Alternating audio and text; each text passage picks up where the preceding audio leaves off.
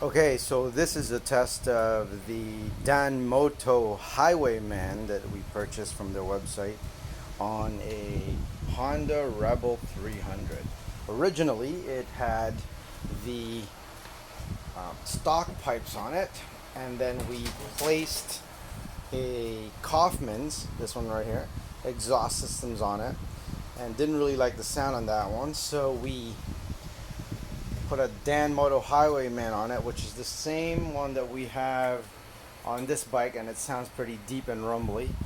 Now keep in mind, before all of you start complaining that it sounds like crap, this is being done on a mobile phone, so take it easy. We're going to basically film the sound and let people weigh in, because I haven't really seen one on YouTube that has a Honda Rebel 300 with a DanMoto Highwayman on it. So here we go. All right. Sound check number one.